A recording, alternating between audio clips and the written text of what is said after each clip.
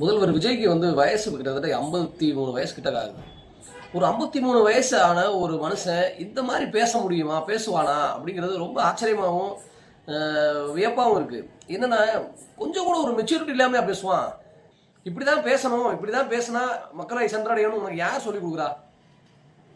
உன் ரசிகர்களுக்கு மட்டும் பேசுறியா? திருப்பி திருப்பி அந்த தற்கூரி கூட்டத்தை வந்து தற்கூரி கூட்டமாவே வச்சிருக்கணும்னு நினைக்கிறியா? திருப்பி திருப்பி சினிமா பார்த்த கூட்டத்தை சினிமா மட்டும்தான் சினிமா பாணியில பேசி சினிமாவாலேயே மயக்கி சினிமா பாட்டு பாடி தான் மயக்கி வைக்கணும்னு நினைக்கிறியா? இது எப்படி நீ மாத்திக்க போற? இவ்வளவு ஜனத்தரல் உன் பின்னாடி திறந்து நிக்குது. இந்த ஜனத்தரலுக்கு எதனா நம்ம திருப்பி செய்யணும்னு நினைக்கிறியா?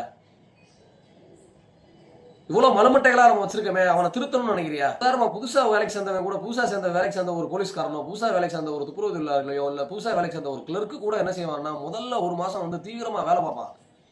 எந்தவித குறைகளும் சொல்லாம வேலை பார்ப்பான். எந்த வேலை குறைகளும் முன்னாடி வேலை பார்த்தவனை சொல்லாம வேலை பார்ப்பான். புதுசா அவன் யோசிச்சு ஆர்வத்தோட வேலை பார்ப்பான். இதுக்கு முன்னாடி இருந்த முதல்வர்கள் எல்லாம் முதல் ஒரு மாதம் வந்து என்னென்னலாம் பண்ணிருக்காங்க தெரியுமா? புதுசா போகணும், மக்கள்கிட்ட ஒரு நம்பிக்கை ஏற்படுத்துற மாதிரி, ஐயா நான் ஆட்சிக்கு வந்தவனே உனக்கு அது செய்வேன் இது செய்வேன் நிறைய சொல்லுவாங்க. நிறைய திட்டங்கள் அறிவிப்பாங்க. நீங்க எப்படி பணியாற்ற போறங்கிறத அறிவிப்பாங்க. பொதுவா இன்னமும் போயிட்டு திமுக சரியில்லை, பாளைய கட்சி சரியில்லை, அவர் சரியில்லை, இவர் சரியில்லை, ஸ்டாலின் சரியில்லை. இது என்ன அவசியம் இருக்கு? நீயே சொல்ற மாதிரி நிறைய கடன் இருக்கு, நிறைய பிரச்சனைகள் இருக்கு. மாத்தணும்னா மாத்திரக்கான வழிகளை, மாத்திரக்கான ப்ராசஸ் பண்றதுக்கான வழிகளையும் திட்டங்களையும் காமி, பேப்பரா காமி. அது எதனா பேசுறியா? எந்த கூட்டத்தெல்லாம் அதை பத்தி பேசியிருக்கியா? சுட்டி காட்டுற மாதிரி பிரச்சனைகள் எதனா நீ சொல்லியிருக்கியா? இந்த இப்ப தண்ணி திறந்து விடலையே அதை பத்தி பேசியிருக்கியா? மேகதாது அணையை பத்தி பேசியிருக்கியா? சும்மா பொதுவா லஞ்சம் தராங்க. எங்க லஞ்சம் நீ வாங்காம இருக்கான்? லஞ்சம் வாங்காம எங்க இருக்கான்? நீ பிளாக்ல டிக்கெட் வித்தவன் தானே. அது நாளைக்கு ஜனநாயகம் ரிலீஸ் அப்போ அதில் இல்லாமல் போயிடுமா? 1000 ரூபா டிக்கெட் விற்க மாட்டேன் நீ? ஊழல் எப்படி ஒழிக்க முடியும்? என்ன மனநிலை? எல்லாருடைய மனநிலையில எப்படி மாற்றிடுவியா நீ? எப்படி ஒரே நாளில் ஒழிஞ்சிச்சுங்கிற 40 நாள் 30 நாள் ஒழிச்சுன்னு உன் பின்னாடி யாரோ இருக்கு சொல்கிறான். எல்லாருமே லஞ்சம் வாங்க மாட்டான், நல்லா இருக்கு ஆட்சி அப்படின்னு ஒன்ட்டு வந்து சொல்கிறான். நீ ஃபீல்டில் இறங்கி பார்க்க முடியாது, பார்க்கல. தர வந்து காலில் பட்டு நீ வந்து ஒரு 4 ஆஃபீஸ் ஏறி இறங்கினா தான் என்ன நடக்குன்னு உனக்கு தெரியும். உனக்கு எதுவுமே தெரியாது. நீ ஒரு பெரிய முட்டாள்.